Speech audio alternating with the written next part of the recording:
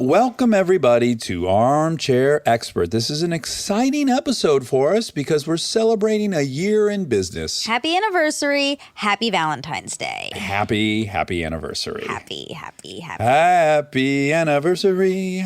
Happy anniversary to you. You're the greatest couple that the world has ever known. Happy anniversary to you. Did you ever see Welcome to the Dollhouse? No. They play that song. It's so goofy. So this is a best of. We thought we'd just reminisce a little bit. Best of year one. Hopefully you'll listen, and then hopefully you'll also get mad that we left out one of your favorites. Is that the goal? I don't want people to get mad, but I think it would be great if people were like, what about this? What about this? It means that there's too many to pick, and there really was too many to pick. A dearth of good stuff, yeah. But it was fun kind of thinking about our favorite moments over the last year. Yeah. And there's been so many. It could have been 5.5 hours long. Oh, yeah. You guys got off scotch-free. This is a great opportunity. Is it scotch-free? Scot-free. And what does that mean? I don't know. Maybe you got off scot-free like the Scots. I have no idea. But what I will say is this is a great segue into saying publicly how grateful I am to you, Monica, Minnie Mouse Padman, for editing this show. It's a ton of work, and you do a phenomenal job. Thank you. You always capture the most important parts of all the conversations, and I trust you so much. And once again, you had a heavy undertaking for this, going through a whole year. How many episodes was that, Rob, all in for the year? 84. 84 episodes. What a year. What a fantastic year. Touring the country, meeting armcharies, sitting on this yummy Lazy Boy recliner, and talking about MeUndies, you know? My favorite. We should have probably put a MeUndie ad in there. Oh, we probably should. One of my more perverse reads on it. Yeah. All right. Well, everybody enjoy a celebration of our first year in biz. We get support from Quince. Have you been wearing the Quince linen shirts? Yeah, I've been wearing them a suspicious amount. Yeah, European linen ones, they're $34, which is genuinely insane for how nice they are. It doesn't even make sense. Well, here's the deal. They work directly with the factories, cut out all the middlemen, so you're paying for the actual quality and not some brand's marketing budget. Everything's 50 to 80% less than comparable stuff. I love it because it's all very classic and traditional, and I know I'm going to be able to keep it for a very long time, and the quality's off the charts. That's true. The style is very consistent. Whatever you get there, you walk down the street, you're going to look good. They have these lightweight cotton sweaters, which I love for when it cools down at night. It's nice drape around your shoulders in the summer and then throw it on when it gets a little cool. And it's not just clothes. They do home stuff, ding, ding, ding, travel stuff, everyday essentials. It's all the same model, quality without the markup. Make your summer wardrobe easier. Go to quince.com/Dax for free shipping on your order and 365-day returns. Now available in Canada too. That's QUINCE.com/Dax for free shipping and 365-day returns. Quince.com/Dax. This episode is brought to you by SoFi, the all-in-one finance app where you can bank, borrow, and invest all in one place. Let's talk bank accounts for a second. The average bank savings rate is 0.39% in interest. You're earning pennies on your savings, but it does not have to be that way. With SoFi high-yield checking and savings, the money barely making moves sitting in your savings account can earn over 8 times the national average savings rate with eligible direct deposit. No account or overdraft fees, which feels rare these days. You can get your paycheck up to 2 days early, perfect for getting ahead of a bill or grabbing what you need right when you need it. Plus, get up to a $300 welcome bonus when you sign up with eligible direct deposit. Sign up for SoFi checking and savings at SoFi.com/armchair. SoFi checking and savings is offered through SoFi Bank N.A., member FDIC. Terms apply.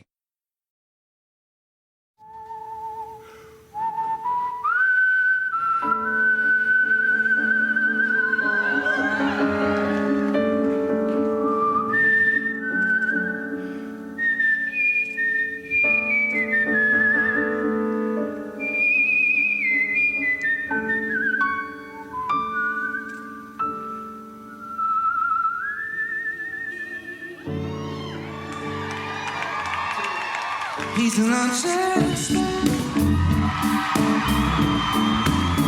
He's an armchair expert.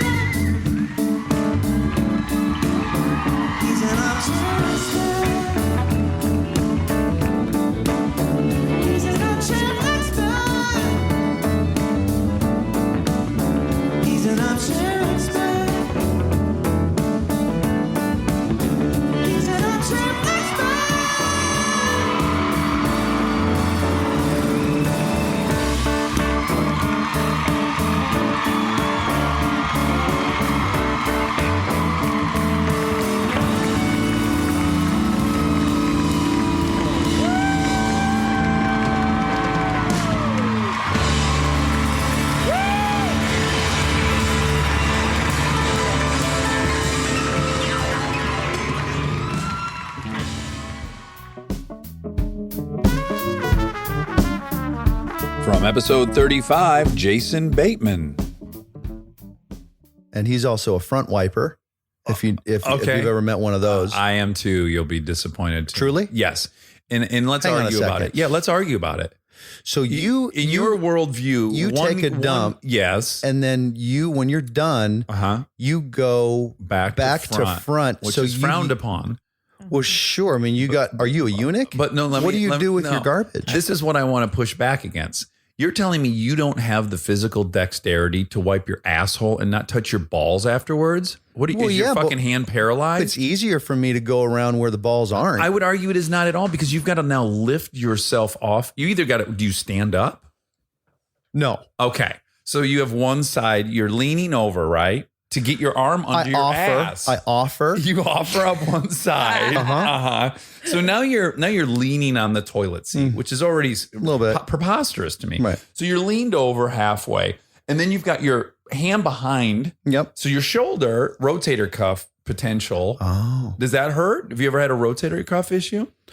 Not like yours, I guess. Okay. So anyways, a very awkward position for your shoulder, and you're leaning on your side on the toilet seat. Yeah. You're putting a ton of pressure on one side of the seat. I guarantee if I went into your house today, your seat is crooked. I've got loose. Yes. It is, right? Sure. You're ruining hardware. Whereas on All your toilet because seat, I'm going to see basically a backrest. Do you use the lid as a backrest? Oh, like lean back? Sure. No, you kind of got to when you go down there to clean yourself. This will do nothing for the listener, but this is exactly how I do it.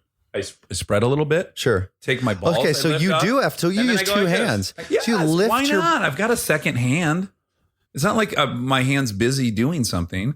Yeah, I just grab my penis and my scrotum, and I just lift it out of the way, and then I wipe like this, and I stay seated comfortably. And again, I'm picking up the toilet paper right after I'm clear of the anus. I'm not dragging it up 5 inches through my perineum and then onto my testicles. I would argue that the drag is part of the cleaning. But why are you happier with having shit smeared up the top of your butt crack versus your perineum? Well, what I'm doing as I'm dragging, I'm also rolling the paper into constantly a clean piece of paper. Yes. There's a roll and a drag. Why that can't happens. that be done across your perineum? You absolutely can. You're just putting in another step of clearing out the garbage. But here's what I would argue. We have stupidly mapped on a very smart wiping strategy for women onto men. Women, they don't want to drag any excrement into their vagina or they're going to have a terrible infection. Sure. But you have no risk of infecting your perineum so or they the need to backside be of your balls. Whereas you and I, we're up against the back of that seat. Actually, I don't do that. I don't do that because I've lived with a few dudes, and I don't like the what would you call sort of like the M that some sweaty dudes will leave on the back of a toilet seat with their sweaty ass cheeks because they're too far back on the ring, and they leave an M print on the back from their buttocks. Yeah. So I'm mindful of that. I ride the front of the seat. I'm not reading a book. I'm not using the backrest like you are for. I'm in there forever. Sure. I spend 40 minutes in there in the morning. Oh, the fact that I don't have piles is amazing. Do you lose circulation in your legs? Sometimes, absolutely. Yeah. And I just hang out, and then sometimes I get a second wave, which I love. I think, oh, thank God I hung in there for that long. Really? Twins. That's right. From episode 12, my lovely sister, Lauren Graham. I've been to Vietnam with my dad. We did a bike trip there, and he can still speak. He speaks to the kids. Yeah. And people are shocked. What was he doing there with his new Vietnamese? So I'm not even pronouncing that. You're really this is a word that Kristen always gets on me. I add a something, right? No, say it again. Vietnamese. No, I'm adding a ma. That's international coffee. Oh. Vietnamese. Oh, okay. Vietnamese. Money. No. It's an N, not an M. Viet mayonnaise. Did I get it? No. Yeah, you're perfect. there. It's great. From episode 25, my lovely mother, Laura LeBeau. And I think you could be very illuminating to a lot of us because when I have been on the outside listening to women who are caught in a cycle of an abusive relationship, it's so hard for me to comprehend how you could stay in that. And you are a very, very strong woman. And so I think it would be enlightening to know what is happening mentally when you're going through that. Because you don't take shit from anybody, yet you ended up taking shit from somebody, right? Yeah. Boy, I think what goes through is I had kids. Again, I'm thinking about one of the things that was an issue with him was he was unable to tell the truth, and he was a drug addict. And so I had gone from being self-supporting with you and David to marrying him and taking on a ton of debt because he was constantly charging things at a gas station that the guy would give him cash so he could put it up his nose and things like that. So by the time I was aware that this was not a good situation, I need to leave, I need to get my kids out of this, I need to get me out of this, it was like I was so in debt. What am I going to do? How am I going to support this? How am I going to move on?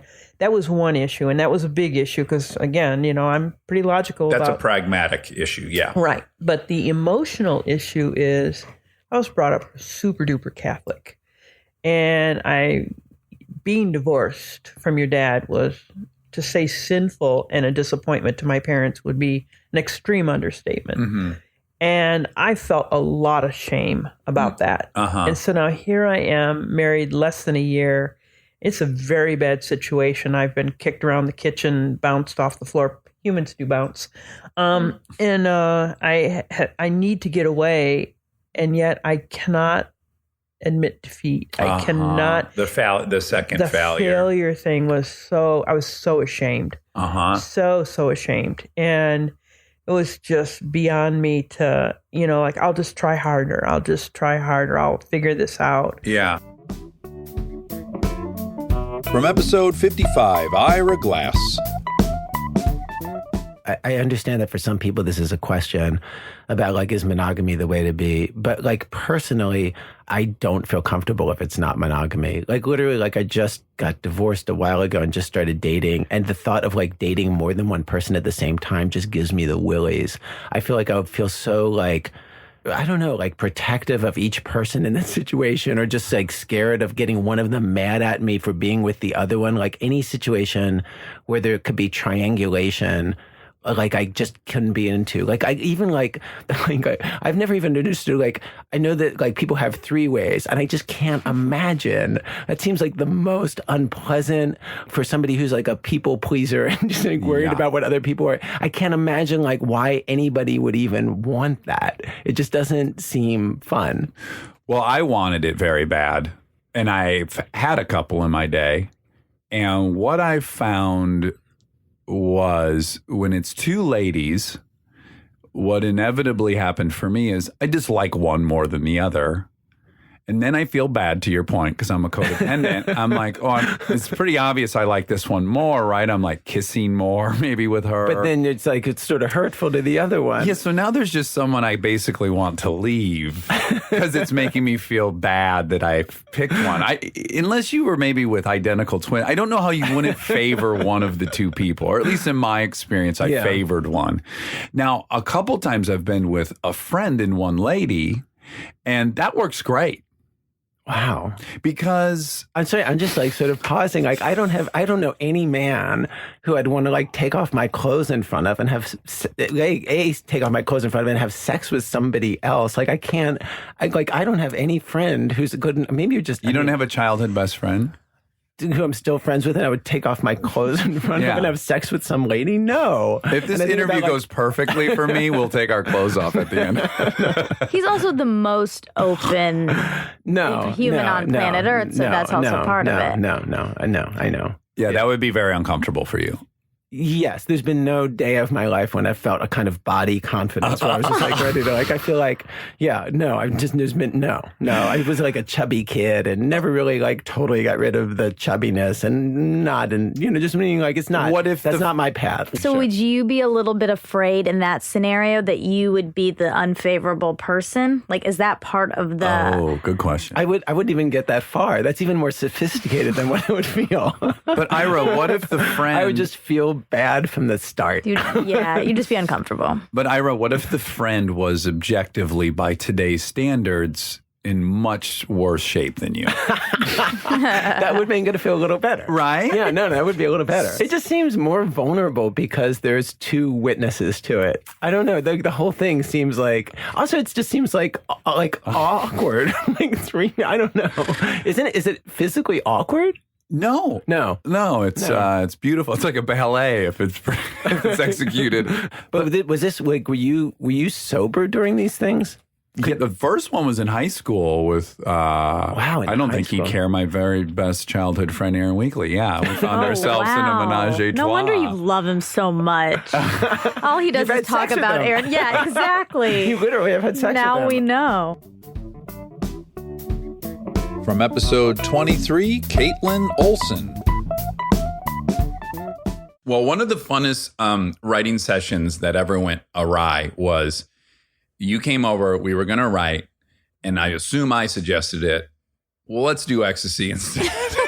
It's like the middle of the afternoon. You know what we should do? We should do it, and then we should drive an hour south and go to the beach. To go to the beach because our friend Jess had a discount at Gulfstream Restaurant because he worked at Houston's. And so we take ecstasy, right? And we go down to whatever that little beach, Redondo Beach or some shit. I don't know. We end up on the beach. Yeah. What happens next? Well, first of all, it's probably one of the best days of our lives. We're just very happy and we're in love with our surroundings. Yes. And we look over. It's hitting us all at once. We live in fucking California. Yeah. It's like the middle of the day and it's sunshine. The water had never been more beautiful. Oh. We look over and there's a goddamn seal walking towards us. Beautiful just seal. Just a beautiful seal on the sand. A big, beautiful seal hanging out. Mm-hmm. And we're in a very loving mood. Oh my God. Yeah. And I think I'd already made out with Jess once at that point. Once or twice. Maybe more. Yeah. Per his of course, prompting. I think that's why he always wanted you to do ecstasy. Because smart, yeah. So I'm like, what, you want to kiss? Yeah, I don't care. I was like, guys, can you knock it off? There's a seal. You're making the seal uncomfortable. Mm-hmm. So of course, Dax and I think that the seal probably wants us to go over and say hi to it. Mm-hmm. Yeah, and then Dax did. Mm-hmm. Well, I had this whole thought that a seal is in this moment. I don't think this in this chair right now, but in that moment, I was like, this thing's a dog. Yeah. Here's what you do to a dog. Right. You put your hand out so they can smell you. It's got to sniff you. Yes, it's got to sniff you. And then it'll know your scent and be 100% comfortable. Yes, and then you will snuggle this thing and scratch its belly. Yeah. And so I am getting closer and closer to the seal. And there are many people who are watching the seal because it's a rare sighting to see a seal in the middle of the beach. I think they're all so excited about what's about to happen. Yes, some people are screaming, stay away from it. I didn't hear that. So, it became all clear in retrospect. So I put my hand out, and sure enough, it takes a couple sniffs, and I'm just like it's supposed to. Here we go. And then it fucking just bites me twice, like snap, snap. And then it goes, wah, wah, wah, wah, wah, and then it's yelling at me. Yeah, right? I wanted you to get the fuck away. Yes. And then, it probably always did. And there are people, it's kind of split. It was a divisive moment for the people on the beach because some people are going, that's how they say hi. Like they're trying to put a positive spin on this, right? And then the other half of the people are going, you got what you deserve to leave the wild, it's a wild animal. Get away. Yes. And then so I had a horrible bite mark. It tore up my thumb. It was a puncture wound. Yes, it was a deep puncture. And the thing about a puncture wound is the goddamn thing's going to heal over and it's going to get infected. That's and right. that's the very first motherfucking thing I said to you. Yes. And you were like, that's cool. I'll take care of it. And I was like, well, I didn't have insurance, remember? I know. And there's no way I was going out of pocket for a seal bite.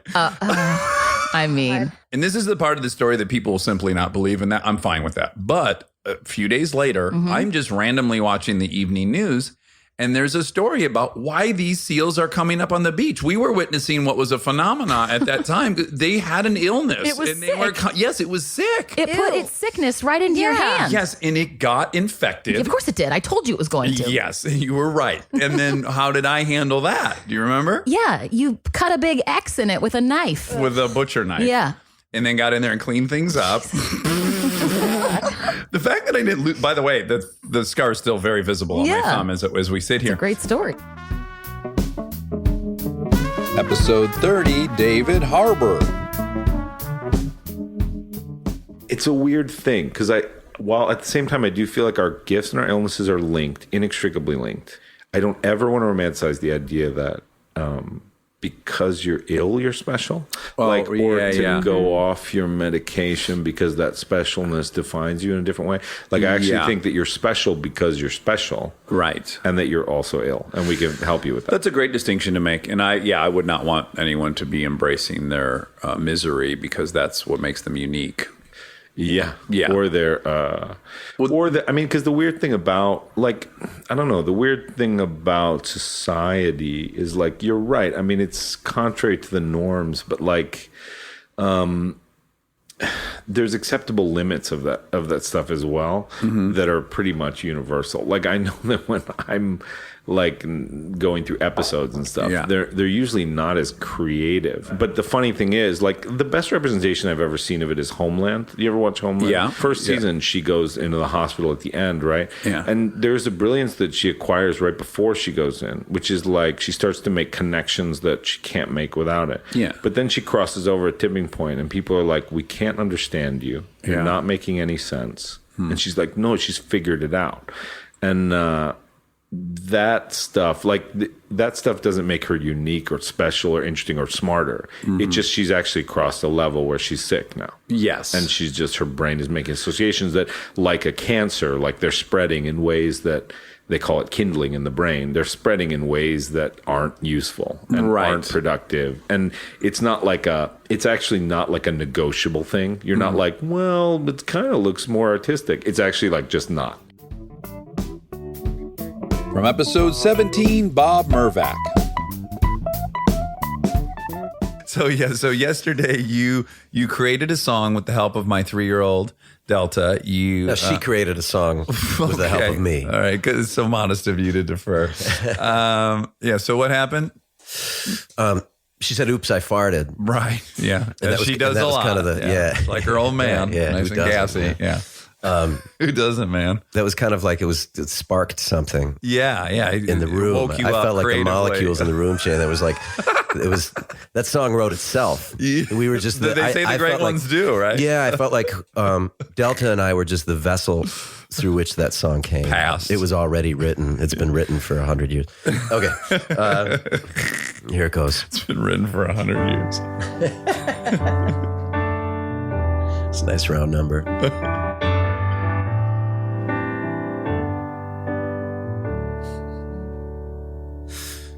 Oopsies, oopsies, oopsies.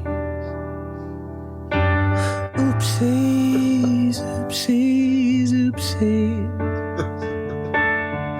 Oopsies, oopsies, oopsies. I farted. I farted. Oopsies, oopsies, oopsies. Oopsies, oopsies, oopsies. Oopsies, oopsies, oopsies. I farted. I farted. I farted. I farted. Oh my God. I mean, it could be a hit fucking song. Episode 4, an inventor of the soul spectrum, Joy Bryan.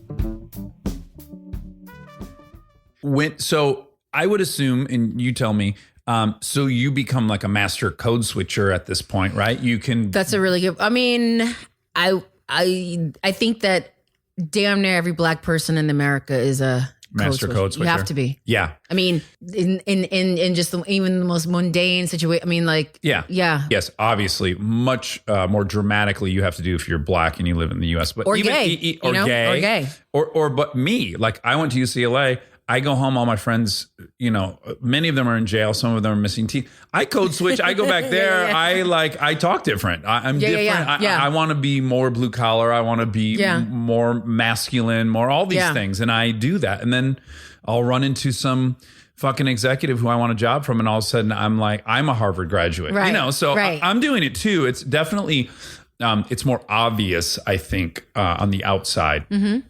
And you and I even had this experience. So we had met a couple times, and I just was immediately drawn to you. And then we started working together. And I will say, we shot the pilot, but that was really brief. And then we came to do the series. And I do remember you, and I'm going to use the wrong words here, but all of a sudden you got blacker with me.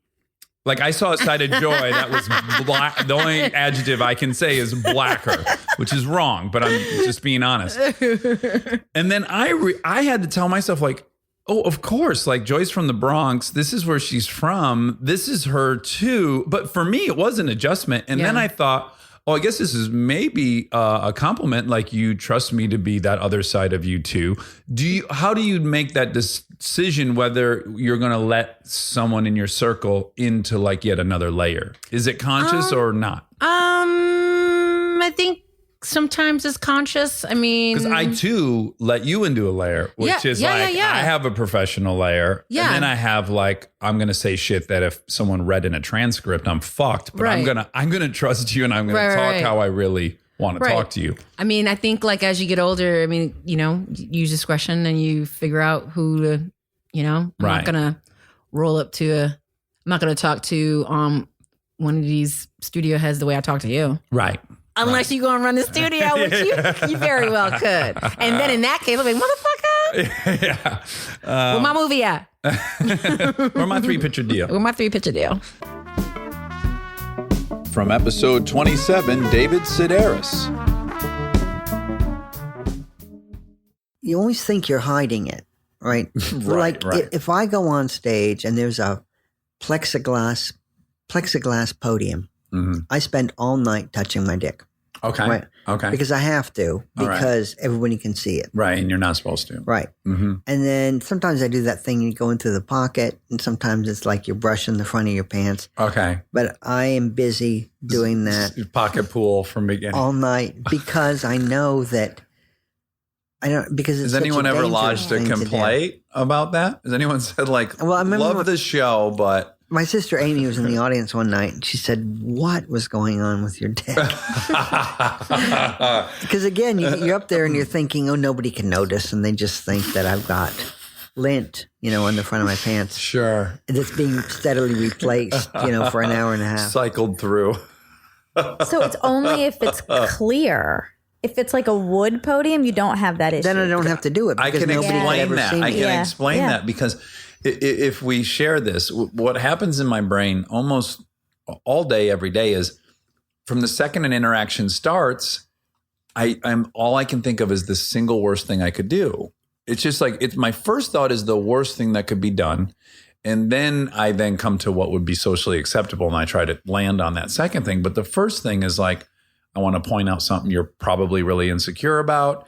I'm going to say this word I shouldn't say. It's just that's where my thinking starts. But when you walk into a room, do you just start gathering little clues like, oh, I could really fuck up by pointing out that, and then I could mention this woman's got, she's losing her hair, and then do you just kind of take like a superhero? You just kind of see every bad thing that could be exposed right now. Well, it's interesting because I do that, but then I found that signing books is a place that allows you to do all of that. Oh, really? All of it. From episode 56, Gordon Keith. So I picked up your copy of the big book, which is the Alcoholics Anonymous Book of Wisdom, for lack of a better term. And inside it, you had a date written out. And there was a line through it. And there's another date written. And there was a line through it. Yeah. Another date, line through it. And this went on probably 8 dates or something like that. Least. And even there were a couple of them that had comments beside them that said, why am I such an effing loser? Or some kind of thing that was you beating yourself up. Yeah. But it was a really moving moment because it was early in the morning. No one else was up in the house. And like Ken Folk was staying with me. I was by myself and I was opening this book and I was seeing this little intimate piece of your life, which touched me so deeply, that that here's a person who tries again, and how important that is, because life defeats all of us, no matter how it's a beating, how great your career is, or whatever. I mean, you could be the star of Kung Fu. You might end up. Right.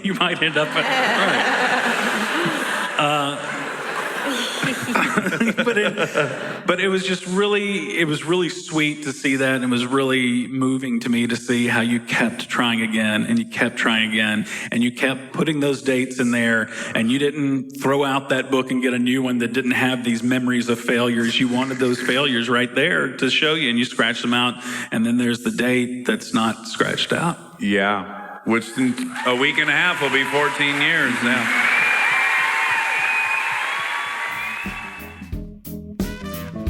Stay tuned for more Armchair Expert, if you dare.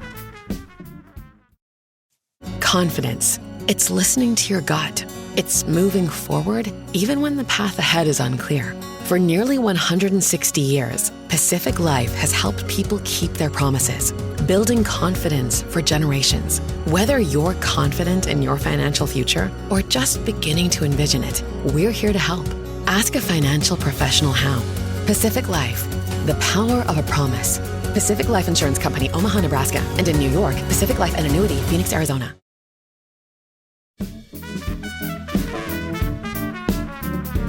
From episode 29, Mila Kunis. All right, so you've now made me tell the story a few times.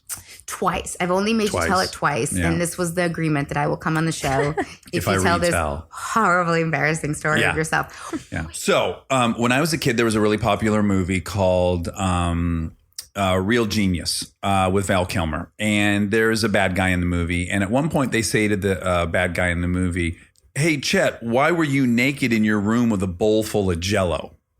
And I was probably 8 or 9 when I heard that. Mm-hmm. And I thought, that would feel nice to put your penis in some Jell-O. Sure. And, but my family didn't eat Jell-O, so we didn't have any in the house. So, but for 10 plus years, it was in my head that would feel nice to put your penis in some Jell-O. So when I finally moved to LA, I'm in an apartment, I'm all by myself. And all of a sudden it just occurs to me, oh my goodness, I could go to the store right now and buy Jell-O. I have a car. I've got money.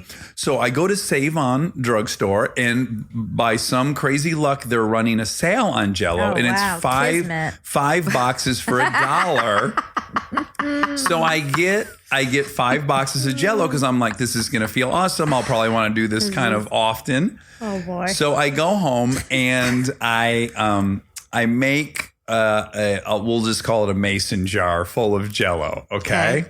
And I make it. I've never made flavor? Jell-O. Well, hold on. That becomes part of it. Yeah.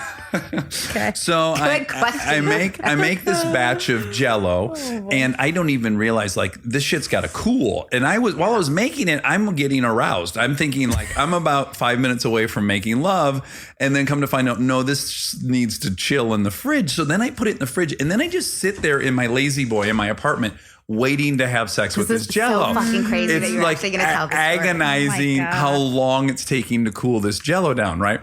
So finally it's ready.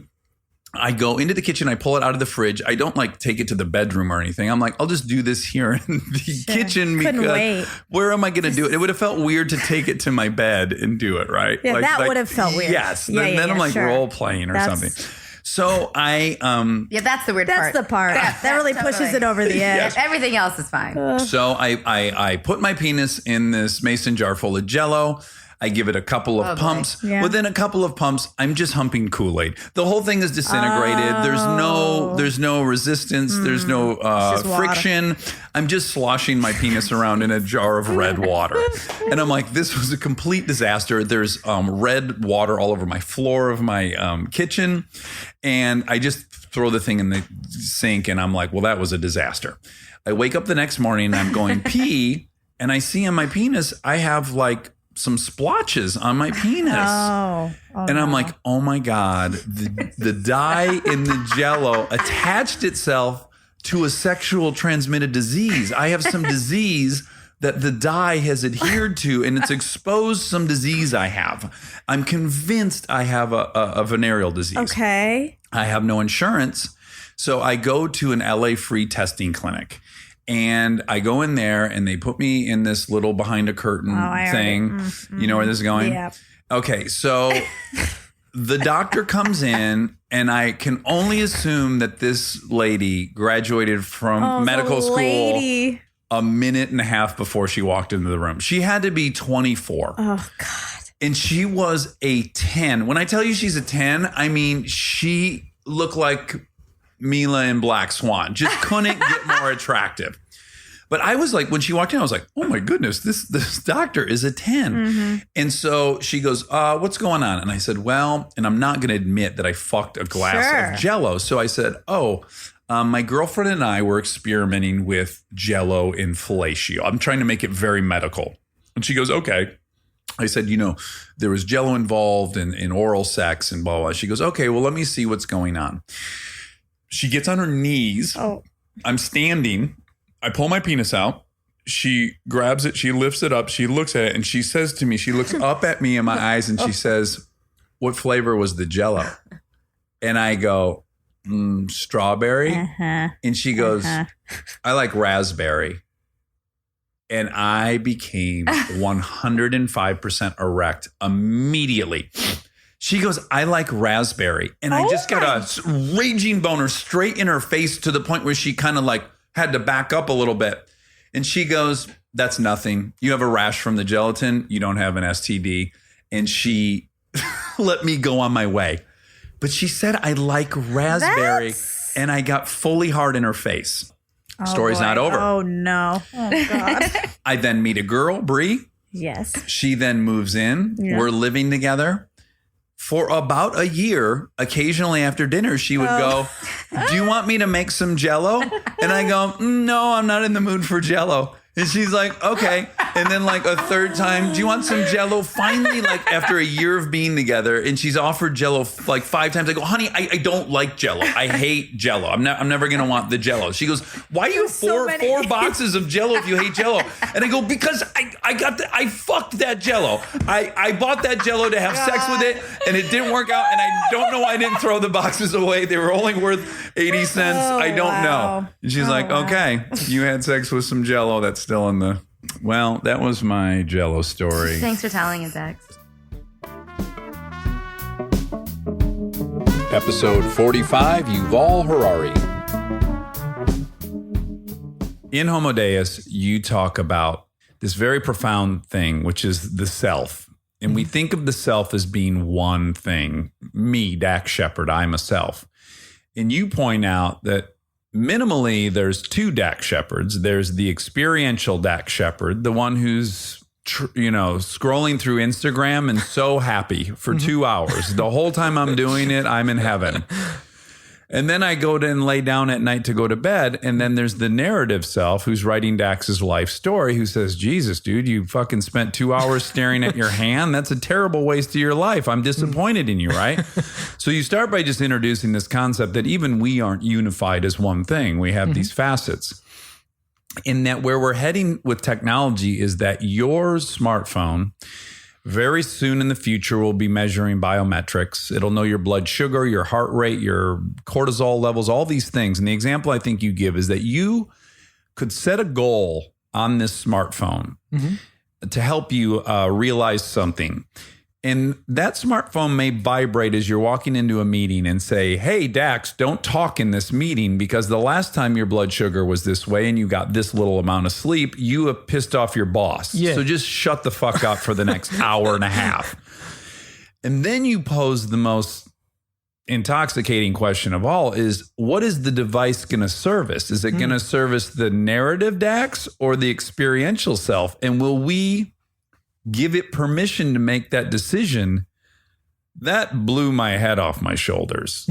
Yes. I mean, as our understanding of the human body and the human brain improves, and at the same time, as we have more and more sophisticated AI, so these kinds of scenarios that, can go in all kinds of directions. You can have the government monitoring you 24 hours a day. So if you live in North Korea, And what you just described will take a very different form. You have to wear a biometric bracelet all day, which constantly monitors just what you said, your cortisol level, your sugar level, your blood pressure, and so forth. And if you just happen to listen to a speech by Kim Jong-un, and the bracelet picks up the biometric signs of anger, that's the end of you. Oh my God. So it can go in that direction in some countries. Let's even get even more inconsequentials. Like my wife's got it hooked to my wrist, and I walk by a beautiful girl on the street. She goes, "Excuse me, sir. I see what's happening in your body." Yes, it could be the total end of all internal life. Episode 39, Ike Barinholtz.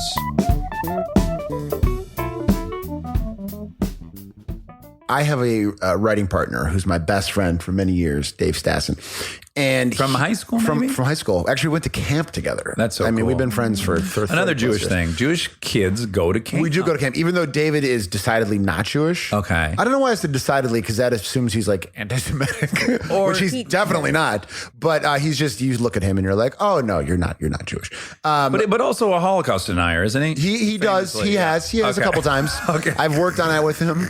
He's gonna hear this and be like, hey, like I used to do this joke where we would walk into pitch meetings and I would make a Nazi reference to Dave. This was before when Nazis were like safe because they weren't real anymore. Right. And like I'd make like the same old hacky jokes where I'd be like, no jokes about, the Holocaust. Dave's, grandfather died there. He fell off of a guard tower. Like that. It's like all those old jokes and shit.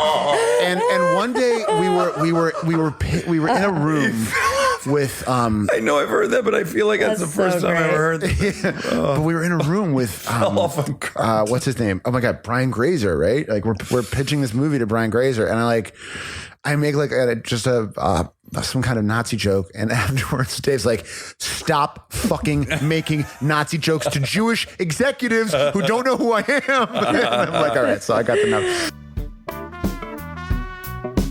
Episode 47, Jason Ritter. When your father died, did you feel like this thing that should have been a private family moment was open to the world? And did you resent that? And did you not like that everywhere you went, you probably could sense people? Because I guess when my dad died, I enjoyed that I could leave that little bubble I was in of sadness, and I could go to Home Depot, and no one in there knew my dad died. So they weren't going, oh my God, I'm so sorry. Oh my God, I'm so sorry. I could leave that. And I lived for those breaks from that, Yeah. And I just wonder, like, were you trapped in that at that time where like you just felt like, God, I can't, everywhere I go, someone's going to hit me with that? Yeah. I mean, it's interesting. Gosh, I say it's interesting when I'm stalling. Interesting is like my get me out of this. That's basically what I'm saying. I'm not like, my answer is going to be interesting. I don't know. It might not be. But my answer is that I think grief is such a specific thing for everyone. And it's it's a lifelong journey. I mean, there are like waves and it's there's like no closure to it. Not really. Right. It's just like here's a new hole in your heart. Yeah. Like there you go. And then so you have better days and tough days and you can go long period. I've gone long periods of time where I go like, oh, I'm over that. Yeah. My dad dying, and then I have a dream about him. Oh, yeah. And he's like, he's super healthy in the dream. And because also it gets weird when you deal with a parent dying. For me, not for you, I guess in your case, but for me, you spend so much time at the end where they've devolved physically and all these things that ends up being kind of your memory. And then I'll have these dreams and I'll go like, oh, that's right. He was this robust guy I used to think of as like powerful and strong and all this. And it's weird. The whole thing's kind of a mind fuck that way. Yeah, I mean, mine was just like, I saw him earlier that week, and then it was just like, hey, we got him into the hospital, but he's fine. He had a thing, and then I got to the hospital, and they were like, it's not fine. Yeah. I do believe that's the worst version of. It's the hardest, I think, for Well, who knows? It all sucks. It's all. It really is tough. But I think there's no kick-ass way to lose a loved one. No, there isn't. I mean, you look for silver linings and things, and I'm glad that he wasn't in a lot of pain, and there are things like that. But I also didn't ever get a chance to say goodbye. Yeah, that would be the heartbreaking. So that kind of stuff. But the tough thing was initially there would be times where I would be having kind of an okay moment. Yeah. And someone would come up and grab my arm and have this face like, yeah. Yes. And I'd be like, I know it's, and then all of a sudden, because they need to have this moment with me, I all of a sudden have to dive into my grief. And there was this one time where I was with my fiance. It all worked out, guys. After all that. It was like one of the first times, and then we were at a bar. I was not drinking. We were just at a bar hanging out. Hey, who am I to judge? And someone, basically this woman, said something to me, and then she went, "Oh my gosh!" And she went, "I loved your dad so much." And then she made a pouty face. Oh boy! And then she went, "R.I.P." Anyway, blah blah blah blah blah blah blah. And like, wait, did she say hashtag R.I.P. or just? She might have. Oh my goodness! She just went, "R.I.P." Anyway, blah blah blah, and just started talking to her friend. And R.I.P. Don't eat all the calamari, bitch. Becky's such a bitch. I can't turn my back for 2 seconds and say R.I.P. without her eating all the calamari. Melanie was like shocked. But as soon as she turned away, now that she had said R.I.P. and just sort of dropped out of my lap, I just, to her, the back of her head, very quietly, I went, "Well, thank you so much, for bringing this up. Actually, I mean, some of my greatest friends I don't even talk to about this stuff." And I just had this whole thing. Episode 50, Rob McElhenney.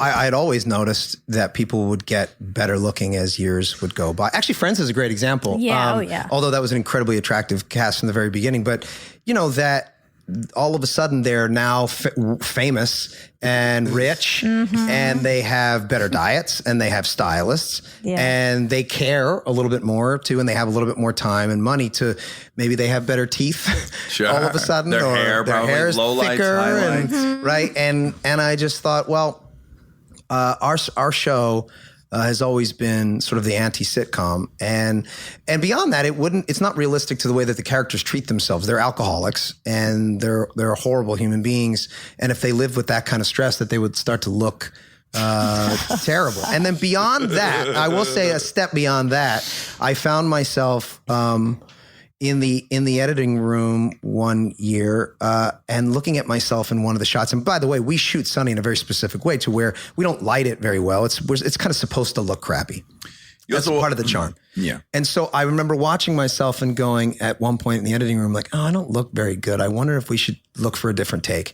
And as soon as I thought that, I was instantly humiliated because that's always been the opposite of what we're trying to do. And I didn't want to fall into that trap of being, look, we all walk around with a certain amount of vanity, but I try actively to destroy that with my show and to create some level of reality with what these people would look like.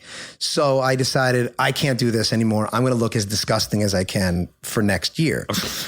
I instantly thought that. And then in the off season, I'm like, how am I going to do this? How am I going to do this without having to go through hair and makeup? And I thought, oh, wow. We should all do it.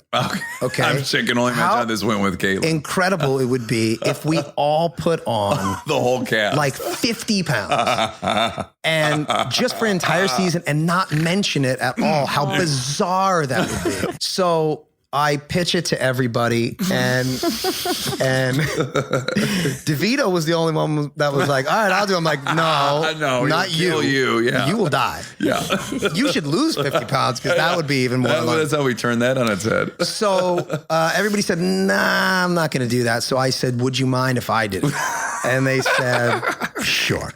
So I put on, about 60 pounds. Oh my God. Wow. That's wild. Tremendous. Can you tell us the details of how you did that? Yes. You just ate everything or? Well, originally I tried to do it as, I tried to be as healthy as possible. So I consulted a nutritionist and I'm like, how can I do this in a healthy way? Right. And he wrote up this like program for me. And I remember trying to, on the first day. Destroy yourself program. On the first day, it was like, okay, your lunch will be 3 chicken breasts, 3 cups of rice, and 2 cups of vegetables. So I was like, all right. So I'm like trying to muscle this down. And This I'm is like, never gonna work. I can't do it. So I go to my doctor, by the way. So I go to my doctor and I'm like, I want to be monitored through this whole thing. Because I think it'd be funny. Yeah. He's like, okay. So I said, okay, he said, to be clear, this is not funny. Don't do this. This is really dangerous. And I'm like, funny. I'm going to do it. So help me. And he's like, okay. I said, what's the healthiest and safest way for me to do this? And he said, there is no healthy way to do it. So I went back to the nutritionist and I said, I can't muscle this food down. And I said, what's the caloric intake like of this particular meal? And he was like, it was like 1,600 calories or something. And he was like, so you can either do that or you can eat 2 Big Macs. Mm-hmm. And I'm like, oh, okay. Sure. So I did. So let's start doing that. So then I had Krispy Kreme donuts. Wow. Every morning I would eat 4 of those. Oh. And then I would have, and so instead of doing it the healthy way, I did it the unhealthy way. The fun way. The fun way. Yeah. But at a certain point, it's not that fun because by the afternoon I was drinking ice cream. So I would take ice cream and I would put it out. I would put it out on the counter in the morning, and then it would melt, and then I would put like weight gainer into it, and then I would drink that every day. Go on. And so I was drinking heavily. Mm-hmm. That was a great excuse to drink wine, and then this was the key. I found out that cottage. So it was going okay, but it was going like rather slowly. Mm-hmm. And I was just like, I felt like it was maybe working. Everyone was like, we're writing to this and it's not happening, man. And I only had 3 months to do it. So they're like, I don't know if this is going to work. I don't know if it's going to work. And then I read that cottage cheese metabolizes really slowly in your stomach. Huh. So this particular diet was like the last thing if you eat cottage cheese, the last thing you want to do is eat it right before you go to bed because it just metabolizes so slowly over so I was like, that's what I have to do. So I started eating cottage cheese in the middle of the night. So I would wake up at like 2 a.m. and I would eat this cottage cheese, and then and then 1 week later after that. I came in on a Monday, and I'd just seen the guys on a Friday, and I came in on a Monday, and for whatever reason, it was like I popped. They were like, oh, okay, it's all going to work. It's all going to work. This works. And I went from, about like 160 to 220. From episode 38, Catherine Hahn. You do Bad Moms with my wife. Yeah. And I go down to, I guess Atlanta was the first place or New Orleans was the first place? New Orleans. I go down there. I'm very excited to see you on set. I go to set and I want to pick right up with whatever rapport we had. And you were definitely in the zone. Yeah. Of being in that character. Yeah. And now I'm going to ask you if my hunch was right or not. Initially, I was like, oh my God, where's that super sweet, warm person I was so excited to shoot the shit with? And then here was my conclusion. I want you to tell me if I'm wrong. Days later, when I got over my own selfish thing, I thought, I bet Catherine's a little afraid playing this role. This is a big swing. Is she a little nervous? And was I just, what I was reading as your lack of interest in connecting with me is like, oh, I bet this is a big swing for her. Does that make sense? Is that offensive, or is that like, I walked away going, oh, I think maybe that was so glad that you brought this up. Oh, okay. I'm so excited. Because are you as nervous as me? I feel very nervous. I'm nervous and excited. Okay. I remember, Dax Shepard, from that. Okay. Is that you came up to me and said, Catherine, yeah, when I first heard you were playing this part, I was like, what? Catherine, I can't picture you playing this. Okay. Oh, Jesus. I was like, yes. Oh, why? Why did I say that? Well, because you probably were thinking, like, how is she going to pull this off? You know what I more accurately was thinking? How is anybody going to play this? Because I read that script. Oh my God, I'm so glad that we talked about this, Dax Shepard. I thought I got a cold vibe from you. Oh, my God. No. Glad. Let me just, really quick, so I can clear up my side. So I had read that script a bunch of times. Your role on paper was one-liner, dirty, dirty, dirty, dirty. And I thought, how is an actor going to make this three-dimensional? And so, first of all, I knew you from the other thing and then other things. And then when I saw you, what I was really saying is like, oh my God, you have the look. Like you've already, like I was thinking, what are you going to do physically that's going to allow you to do all that believably? And when I saw you for the first time, what I was really trying to say is like, oh my God, you picked a perfect look. This is amazing. And obviously I chose much different words just to get that point across. I am so glad that we talked about this because I noticed a shift too. And I was like, what is that? Where? Oh. Yeah, exactly. Oh, okay. So it just sounded to you like I was saying, why did they pick you for this role? Is that what you heard? Yes. Okay. I should have started by saying you absolutely did it perfect. You know, that's my opinion of it. You were so funny. I'm so glad we did this brilliant because we should have started this at the goddamn beginning. We should have cleared this goddamn air. Why did we start it like this? From episode 41, Darcy Carden. I can imagine that because I was doing the O'Reilly theme song. Mm-hmm. And I changed it to maybe the singer was clearing their throat as part of the O'Reilly. So instead, it goes, O'Reilly. What if it went, O'Reilly was the song. And they kept it in. And I couldn't stop doing it. And O'Reilly. Yours is great. It really makes sense. Will you do it one more time? Okay. O'Reilly.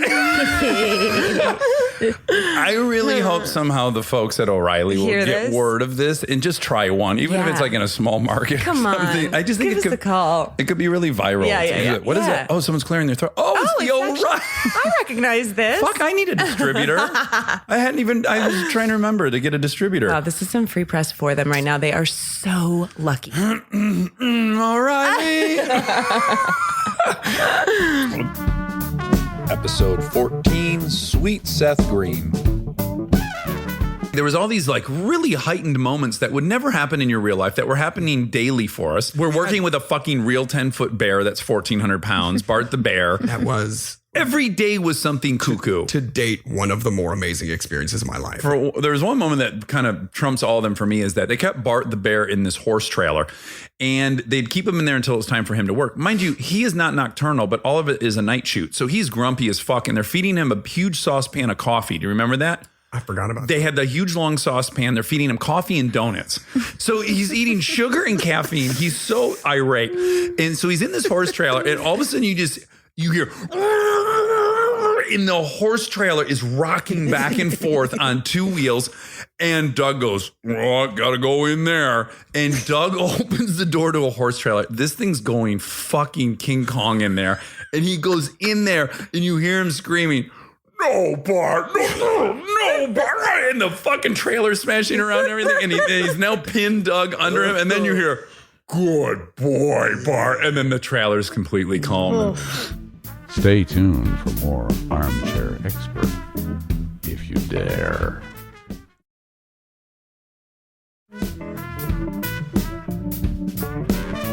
Episode 51, Brene Brown. This is what we went through in 5 minutes backstage, whether you can say pussy or not. I tried to make an argument that since we're saying dick, you can say pussy, but maybe we'll touch on that. I call bullshit. She calls bullshit. Yeah. My argument in a nutshell is this. First of all, in a very small nutshell.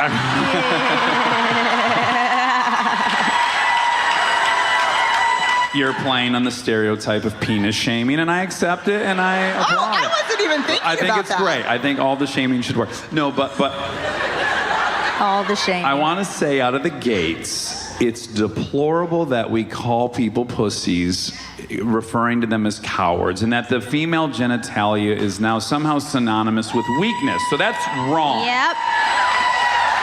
That's wrong. That's wrong. So I'm on the record. That is wrong. But I would argue it's equally wrong that every asshole in the world is a dick. Like, that's my genitalia, y'all. So it's cool if my genitalia is used to shame people, but not your genitalia? It feels very equal. Because your genitalia is attached to the patriarchy. Yep. And My testicles are in between that, but yes. no, you know what? I just think there's You don't think it's equal? No. Because the balance of power is such that Right. it makes it different. Yeah, it's not equal. But then I proposed this question to you. I said, okay, so we're not going to use pussy anymore. This is all within like 20 seconds of meeting him. And my wife was like, yeah, tear him up. Get in there. Fuck him up. Your PhD, let him have it. So I said, okay, pussy's off the table now. Dude doesn't want to jump off a tall bridge. It's not a pussy. Right. Smart guy. Yeah. But then I said, then we can't say dick anymore. You can't say a dick cut me off in traffic. Yeah, I can. Yeah, you can. Okay. I mean, there's something. All right, so there's something poetic about. Look, don't be a dick. Listen, round one is you. Round one is you. Okay. From episode 33, Seth Rogen.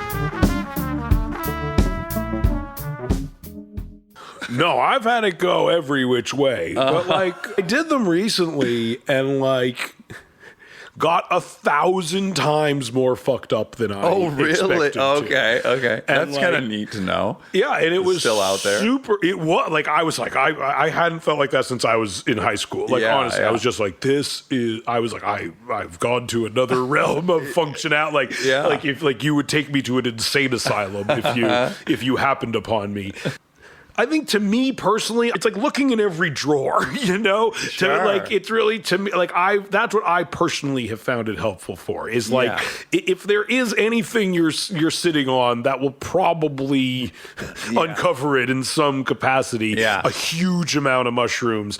And so that like, and it was something that I was like, I feel like I should do shrooms. I haven't done them in a few years. I've like a lot, you know, maybe my brain could use like a kick in the fucking gut. And then, and then I did them and I got 100 million times more fucked up than I thought I was going to. And then I did acid for the first time recently, actually. How was that? I tried it one time and it didn't work for me, so I feel very... For me, it worked. I found it to be like a little, like generic. It was fun. It lasts a super fucking long time. Like how long? Like 12 hours. 12 hours. Like I took them at 4 p.m. and like forced myself into bed at like 4 a.m. and was like... Did you have to wrestle yourself probably to sleep? like hallucinated almost the most as I was lying in bed, like trying to go to sleep. Yeah. That's the part that doesn't appeal to me even when I have my fantasies about doing drugs still. Like, I was literally in a bunk bed and Evan was in the bunk bed below me. Oh my God, this is wonderful. So cute. And so it wasn't, I was okay. I felt at peace. And then I woke up the next morning and I felt 100% okay. It was that's great. This is fantastic. It was wonderful. From episode 71, Lil Rel. So, I mean, you know, my kids go to with me, I went to a predominantly black school, but with them, they go to a great mixed school. Where, I mean, when I say mixed, maybe them and white people. And I'll never forget, this is, I took him to his sister couldn't come to the birthday party because she didn't feel good. So it was just me and him. We went to this birthday party. And I went to get him something to eat. And then I hear a group of people clapping like, oh, go. And I'm like, oh, somebody dancing in a circle? And I go back over there. It's my son doing all this shit. And I'm not like that white people, but just to see a group of white people in a circle like, yeah, do it. It's like, no! Stop dancing! Don't dance for them. What the fuck you doing? Please somebody else join in. Bring some other kids in there. That's complicated. It feels very complicated. Because I didn't want to overdo it. Like, man, you should be doing it because you're having fun. But it's like, yeah, you don't want to give him a history lesson. Yeah, he's having a good time. I was stressed out. So this is Sammy Davis Jr., okay? Dude, it was like, yes. It was. It felt like what he had to do. It was the scariest. It was like, oh shit, it's happening. And I'm like, the parent, I'm like, God, your son has so many moves. He wasn't even that fucking good. Yeah. Episode 67, our Christmas special. Oh my God. What a treat, you guys. This song is called Fading Fast.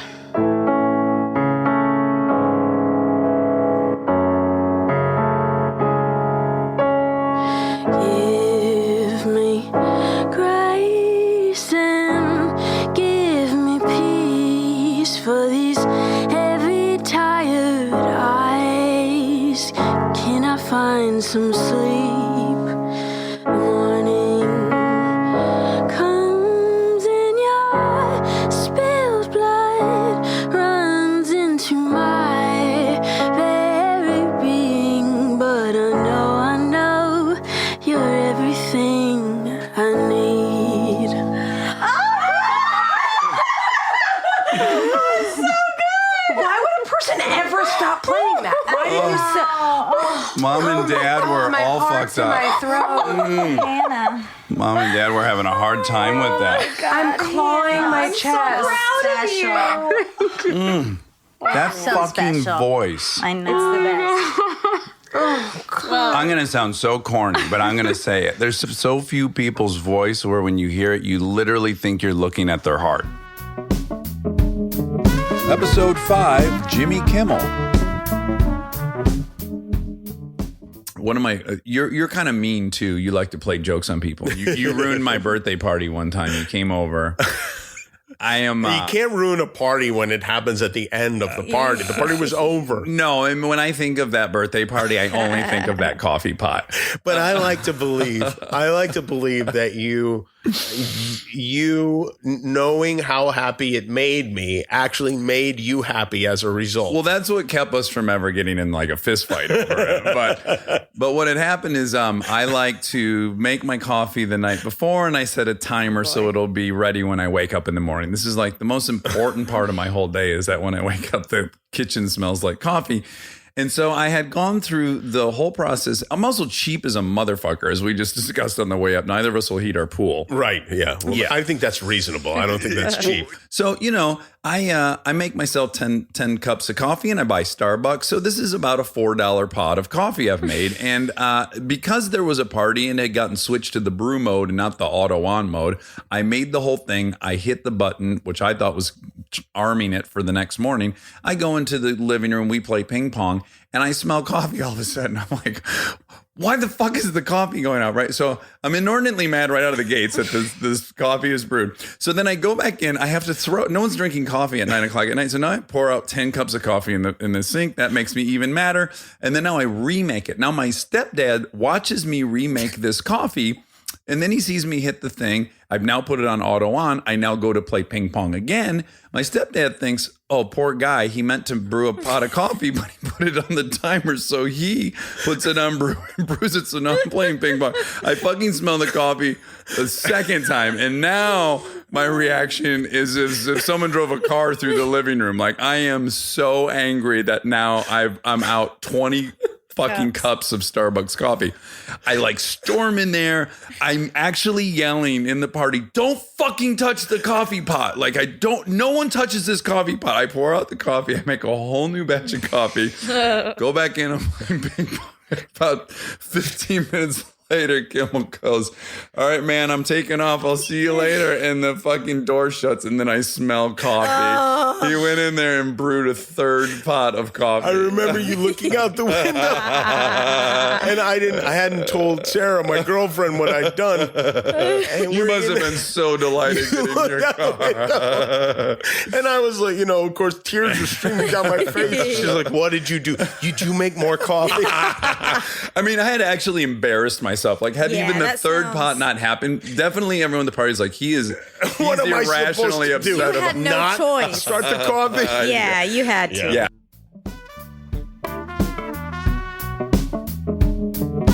From our third episode, Ashton Kutcher. Because you have a twin brother. Yep. Michael. Yep.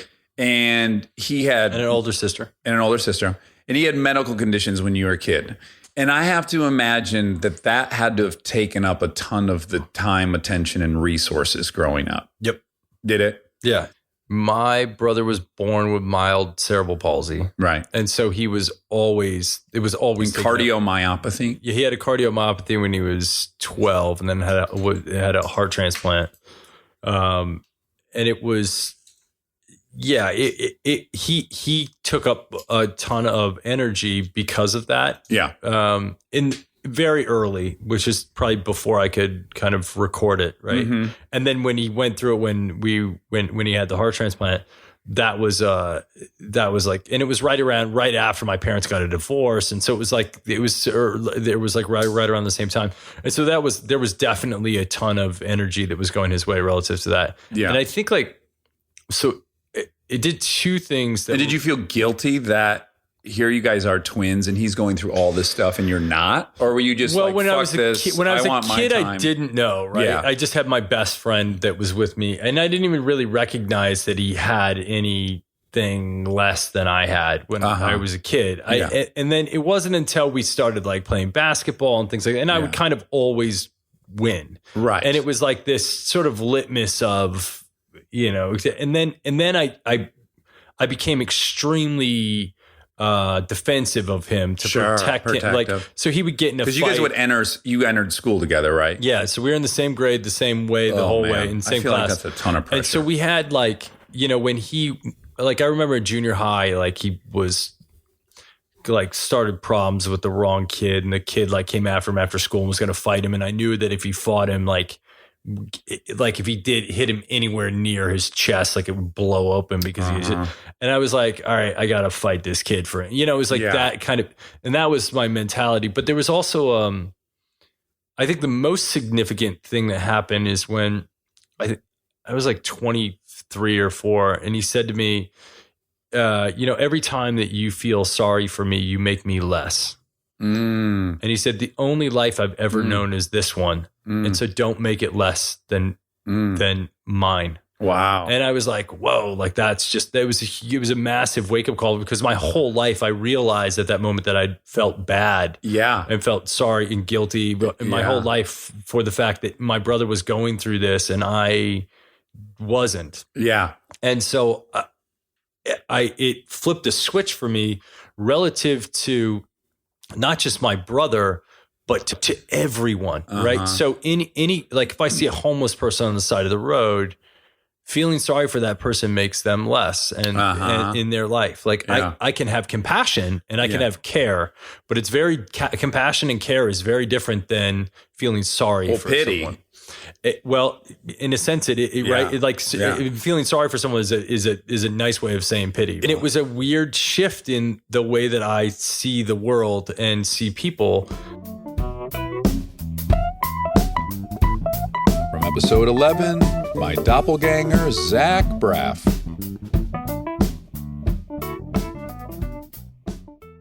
I don't think America's ready for us to be visually in front of them at the same time. Well, the picture that we're gonna take is gonna blow people's minds. Yes, and I think you and I have both talked publicly about the fact that Kristen once took one of those face swapping photos of you and I, and just switched our face, and you genuinely can't tell whose face is on who. It's really weird though, because I've been told I look like so many people throughout my life, but I feel like as we're aging, we are merging in our looks, getting even closer, and also you've gotten way more successful and known.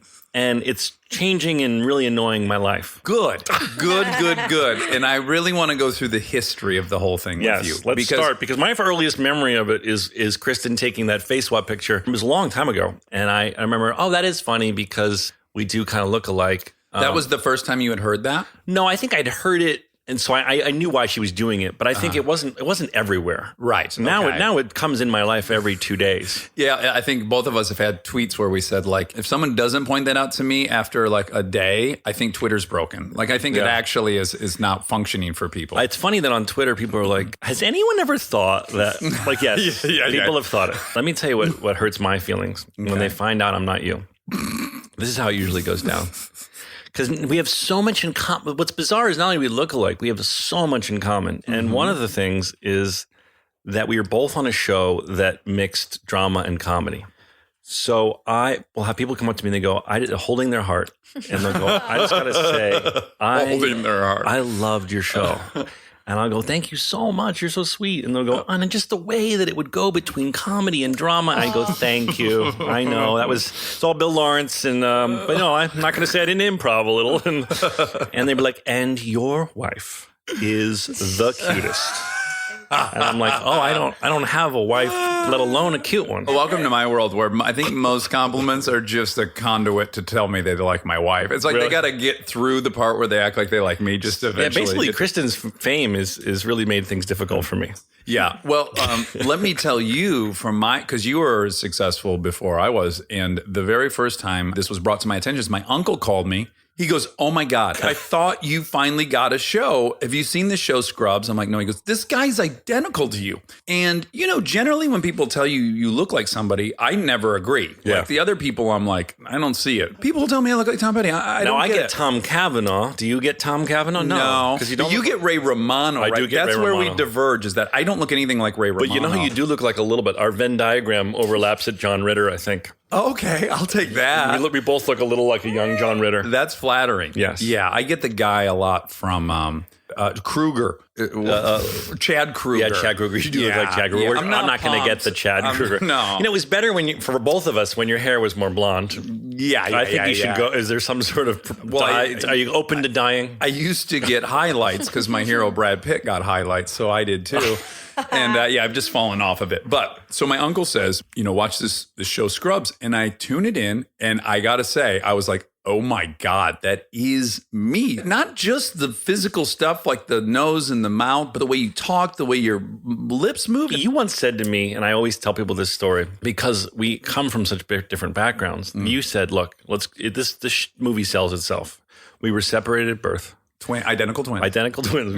You said you were raised in the South by hillbillies. Yeah, or like you work on a ranch or something. Mm-hmm. And I'm like East Coast Jewish guy. Yeah. And for some reason, we have to go to the opposite. I have to go work with the hillbillies. Yeah. And you have to go to the bar mitzvah for the Goldbergs. Yeah. Well, what would be great is just a body switching comedy with you and I. There's no stakes. Yeah. There's absolutely no stakes. It's like, oh no, I look just like me. And I do the same thing. What will I do? But my pitch to you that movie was called Nature versus Nurture. And it was, the movie was, in a comedic way, was going to tackle, what does your upbringing do to you? Could it make you a Jewish guy on one side and a hillbilly on the other if we started as the same? This is an exciting premise. I'm one ticket sold for that movie, Dax. I don't know why we haven't pitched it yet. I go to see my doctor literally yesterday. I walk in, and he's a really sassy doctor. He likes to be a wise ass. That's part of his shtick. And he goes, I got to tell you something. I just saw this movie on the plane. And I go, Going in Style is pretty good, right? He goes, no. It was that guy who looks like you. I'm like, Dax Shepard? And he goes, yeah, Chips, saw it on the plane. He goes, you really, really look alike. I go, I know. He goes, he's in really good shape, though. And I go, no, he works out a lot, I think, obviously. And he goes, no, but I mean, like, he's really, really good shape. I don't know, I got it. And I go, weird thing for your doctor to be telling you. No, listen, it goes one step worse. So I go, I know, I got it. So then he goes, go to room 2. I'll be in a second. He comes into room 2. He goes, I mean, the dude is like ripped. And he goes, okay, take off your shirt. We're gonna take some blood. And I take off my shirt. He goes, oh man, yeah, you look nothing like him now.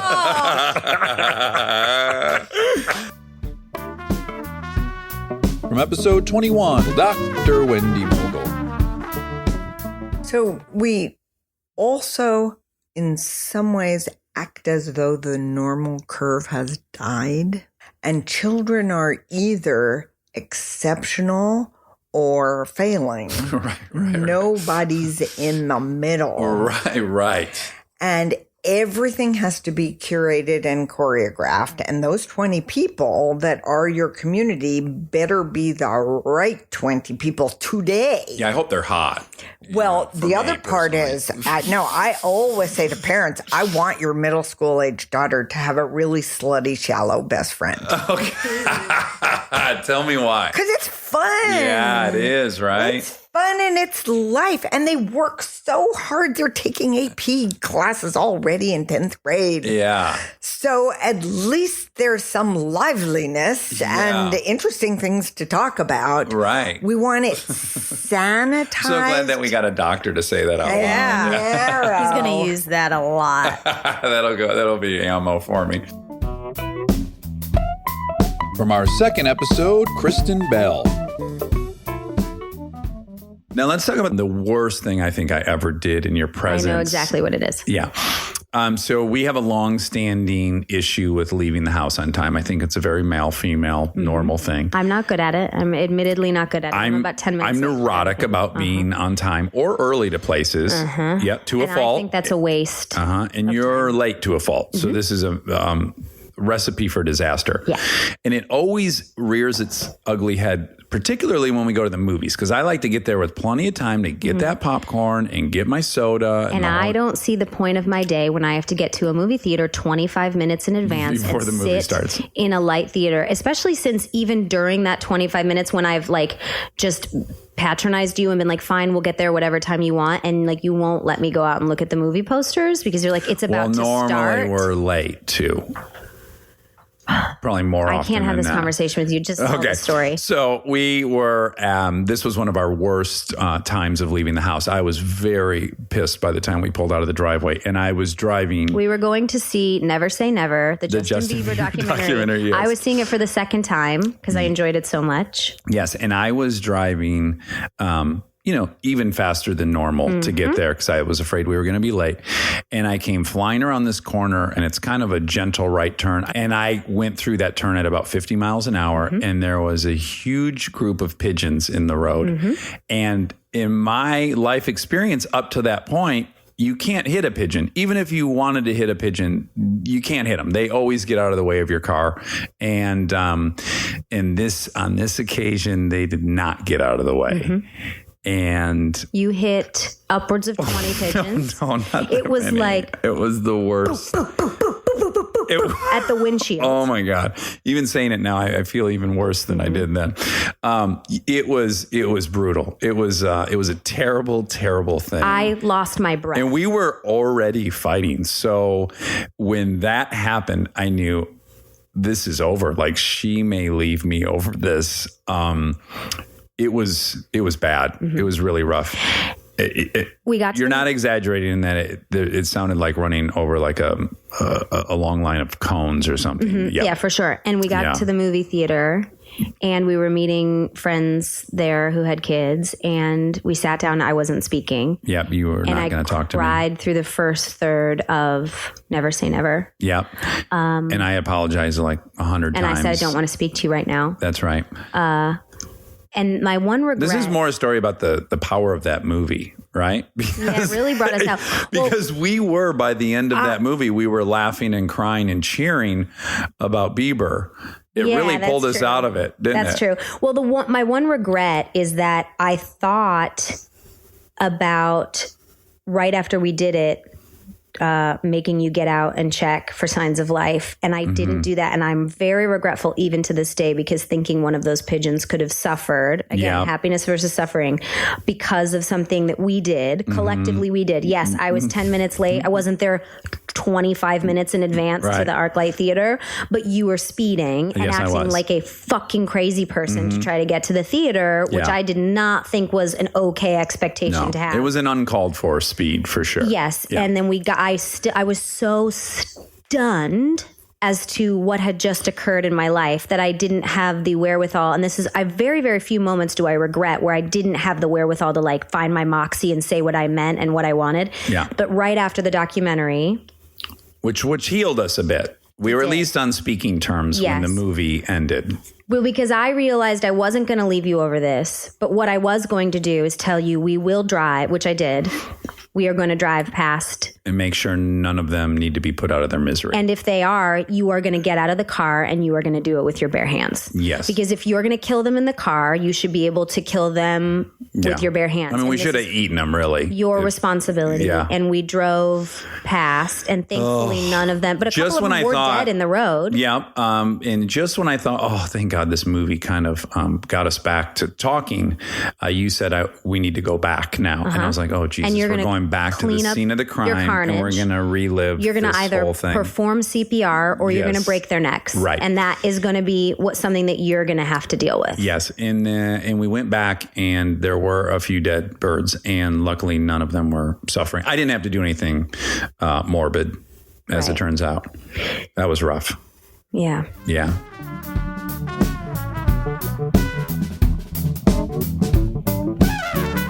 And now is a smattering of Monica and I's favorite fact check moments. Right, Monica? Oh, yeah. But I you're haven't here. been here the whole time, but I'm here now. Well, look, you're here now. Right when it counts. That's right. Per usual. Per usual. She's an armchair fact check. Mm-mm-mm-mm. Do-do-do-do-do. She's an armchair fact check. You better Merch, up by the here, way. yeah. We're going to start selling Let's mugs. quickly just pitch that idea. So we some people have expressed some interest in our armchair expert mugs. They're Mhm. gorgeous. Rob came up with it on his own. He's got a great aesthetic. Beautiful. And what Rob did that was weird is that ours they're virtually left-handed mugs because you got to hold it in your left hand for the For the your artwork partner to to be- see you. Yes. Which works for me because I'm left-handed. But we decided if we do order mugs, we'll order them in the correct setup. Yeah. Most people are right-handed. And then you had the brilliant idea. Mhm. Go ahead, hit them. We're going to sell the left-handed mugs. We have about 10. Mm-hmm. And these are worth a lot because these are the mugs that we use here in the attic. Uh-huh. The ones that live by the toilet. Yeah. And Hit them with the price. they're going to cost a little extra Uh-huh. because they're special. So give or take $2,000 a mug. This is great. And the theory behind this is, which was really well articulated by, I think, our friend Troy. I guess Hooters used to offer like a bottle of Dom Perignon and some wings or something for some exorbitant price. Yeah. And then it was kind of a talking point. So we decided maybe no one will ever buy one for $2,000, but we'll just advertise them for $2,000 just as something fun to talk about. Like, can you believe those assholes at Armchair Expert think they can get $2,000 for a mug? Yeah, and you know what? Someone's going to buy it. I hope some. And we're going to do something special for these mugs, even extra special. Our DNA will be on them. Yeah, we're going to use them. And then you'll have a little piece of us with you. Yeah, Well, that you you could- can't really put a price on that. Well, you could potentially clone us in the near future. Our friend Molly won.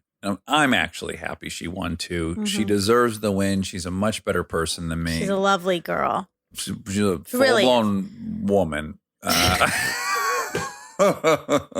don't want anyone to walk away thinking a child beat me in Scrabble. No, she's a fully functioning woman, adult. Yeah. And beautiful and smart. very beautiful, very beautiful. My buddy Eric's wife. I Mhm. can't tell. Eric, your wife's so hot. She is. She is incredibly She's stunning. smoking hot. Yeah. Yeah. Built like a brick shit house too. Is that still a compliment? No, I don't It's know what not. that means, and I don't like any of the words in there. Okay. Then I strike that. I strike it. Okay. Okay. Oh, can I tell one quick thing? It was Because dessert. I came out of the goddamn gates with a 7-letter, a Mhm. bingo, Mhm. which is hard to recover from. So all the more credit to her house that is built out of bricks, She did a where great people can go to job. shit. I don't understand what could possibly be. Well, because I think, first of all, shit house, I think, is an outhouse. Okay. So back in the day, before people had indoor plumbing, my grandparents had an outhouse in Livonia, Michigan. Okay. And it's made generally of wood. It's just like flimsily made. Right. People can pick it up and move it behind the hole, which is what my grandpa would do with his brother to their third brother. Okay, and then it's the not person getting falls in a better. pit of shit on their way in the middle of the night to use the bathroom. So a brick shit house is very well constructed. It harkens back to the Three Little Pigs, Monica. It's the It's best. a well built. I see. And what I'm saying is Molly is well built, Yeah. like a brick shit house. You're a brick shit house. So, We like black now. Oh, yeah. and they speak in an Australian accent. Or so I have deduced. surmised, yeah. Yeah. Thank you for calling Lucifer's Pizza. We need to have 3 locations. For our Melrose location, press 1. For our Hillhurst location, I can't even get through Hillhurst. I think it's because I bottom out. Welcome to this episode of Fact Check by Monica Padman. that's me. Monica Padman. That's not me. That's kind of you. Once again, where are we? Oh, so in the interim, since we did the intro and now we're doing the fact check, hit him with the bad We've news. been fact checked. Robin, Yeah. a.k.a. Rob. AKA a Wobby Wob. Wobby Wob, yeah. My kids has are now told calling us- him Wobby Wob. He's told us that the record for treading water is a mere 85 hours. 85 hours, which I find so hard to believe because the person would have to sleep in that period. No, they probably first won the record for not sleeping. Okay, then they've just moved it to the okay. water. All the things they can do. I say this sincerely. I could not stay in a bed on my back for 85 hours. Me either. It hurt too much. Yeah. After like 10 hours, I'm in pain. Well, we just don't have the disposition. We don't have it in us. Do you want to tell people the ethnicity of this person? I'd love to, and I only Go feel ahead. like I'm allowed to because you're sitting next Yeah, to me. you're allowed But yes, to. it was an Indian gentleman from Yeah. the subcontinent. Mm-hmm. So impressive. I was all the more reason proud. I want my 23andMe results to show a little subcontinent, I know. a little bit of that secret sauce in my recipe. You said you were making a joke, and you said, "quote I was 69ing a trophy, and then I went to ATM." Oh, sure. Yeah. What does that mean? Well, I don't know. Well, I you mean, I said know it. what it is, but I just don't know that we should include it in the telecast. Okay, tell me. I'll ATM decide. stands for something to mouth. Oh, Mm-hmm. that's what you're not going to say on Ass this to podcast. mouth, ass to mouth. Yeah, that's kind of You rough. said so. My mother listens to this podcast. Oh my god! I can't believe that's the thing you decided to censor. You don't think it deserves censoring? I mean, It's a very 69ing is advanced- earlier in that sentence. But 69ing is like holding hands. It's almost cute. It's almost exclusively done in your late teens and early 20s. It's not like you're never going to walk in on grandma and grandpa 69ing. It just gets retired. It's like you You're want to probably not going to walk in on them well, doing some ass to mouth action. Well, I can't speak to that, but I'm just shocked then to my core that you had some reservation. I'm starting about to saying think you don't know what I'm saying. it. No, I know what you're saying. Well, walk me through it. No. It's so innocent, but you can't actually walk me through it? I did not say it was so innocent. I said of all the things you say, not me. Mm-hmm. I don't say very much gross stuff on here. okay. Or controversial stuff. Well, whatever. But you do all the time and you love to do it. So I'm I think shocked. sex is a party. So then why wouldn't you say it? That's my Because whole I point. am sympathetic to the fact that many of our beautiful armcherries, God bless them, Maybe I don't know what are you mean. not. It means butt fucking and pulling your dick out of the ass and sticking it right in the girl's mouth and getting head while you were butt fucking. You didn't. I did not know that. Didn't. I knew it. No, I didn't. I knew it. But I don't think most of the people would think that if they heard that. To me, Well, that's what could ass to mouth mean? eating someone's ass. Oh, yeah, that does make a lot of sense. Yeah. That makes the most sense. Not incorporating all this other stuff. Okay. So, right. So you're right. With your interpretation of ATM, I would have easily said that because I Okay. said it in a movie I wrote. Correct. But I would not have put anything in Chips that said the dick moving from ass to mouth. Well, yeah. Okay. That would have been too far. Okay. I will say, when this goes sideways and people are mad about it, I did warn you it was That's hot in right. here. It is very, very hot.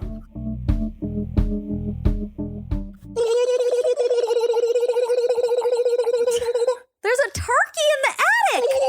Oh, no. Happy Thanksgiving, everybody. Turkey Day. Turkey Day. I stole that impersonation of a turkey from Aaron Weekly. Oh, that's his impersonation? He does such a good turkey impersonation. What a niche. I know. Before I knew him, I think I went gobble, gobble, gobble, gobble, gobble, gobble, gobble. Her standard. Yeah, but then he goes, and I think it sounds more like a turkey. Yeah, I think you're right. So her high school crush wore, how did she pronounce it? Stussy? Well, there's a brand Yeah. called Stussy. Okay, I No, guess. Stussy. Is it There's a brand Stussy? called Stussy. Yeah, that makes some pretty nice garments. Stussy I had never heard of in my whole life.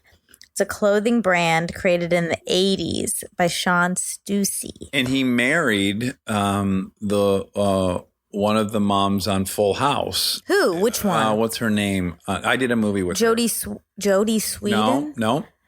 Hit me Mary with another- Kate Olsen, Ashley Olsen. No. There's only 3 sisters. No, it was one of the parents. Candace Cameron. Lori Loughlin. Yep. Really? Yeah, Lori Loughlin, I believe, is married. Uncle Jesse's Aunt Becky? The hot blonde gal. She didn't have blonde hair. Well, this Oh. one did. Aunt Becky didn't have blonde hair. Fuck. All right. Well, Are you sure it was Full House? no, I'm not. I just know that she was a very famous 90s actress, and I did a movie with her. And she's so lovely, and I'm embarrassed I can't remember. Lori Loughlin. It is her? She Yeah. doesn't have blonde hair. Oh, really? Then what the fuck is going on in that photo? Look it. Blonde. That is, oh my God, I'm not gonna, that is blonde hair. It's not. Yes, it is. It's blatantly blonde. Look at her hair. Look at her roots. That is not. Well, I'm not claiming her roots are blonde. Okay, I'm her sorry. Her hair is These blonde. are, It matches her this shirt. is Aunt Becky on Full House, okay? Yes. Oh my God, Monica, her hair is blonde. What are you talking Her about? hair is blonde. That is brown hair. It's light brown. I mean, Blonde this hair piece is like right here Kristen's matches hair. her white shirt. That is not Full House. That's post Full House All Aunt right. Becky. But the point is No. Lori Loughlin is married to Stussy, or was when I worked with her. Point is, Stussy. she's married to Stussy, was married to Stussy, and she has brown hair. That's the walk. That's the takeaways. Oh my God. Her husband. That's Stussy, I bet. His name is Sean Stussy. Yeah. Oh, Massimo. Oh my God. What a long walk Oh. to be wrong. But if you're ever going to confuse two brand names, Stussy and Massimo are pretty darn close. No, oh my God. Massimo's like a fancy brand. Yeah, so was Stussy in high school. Stussy is like, Crap. She's married to Massimoto. She's married to Massimoto. let me just show you what Stussy clothing looks like. I know you don't need to show me. I had a sweatshirt, a Stussy sweatshirt. And It's- you think that's the yes, because same I have a as Massimo. Massimo sweatshirt, and they were very similar in their. Maybe I'm thinking of not Massimo. You're thinking of. You know what you're thinking of? I know exactly what you're thinking of, and they sold it at Target for a Yes. minute. Missoni. Yeah. Jesus, John. We got to cut this entire. No, I'm thing. leaving it all in. No, I'm yes, gonna get I in am. there. I'm no, gonna, you're not. I am. quitting the show. Mhm. This is my last fact check.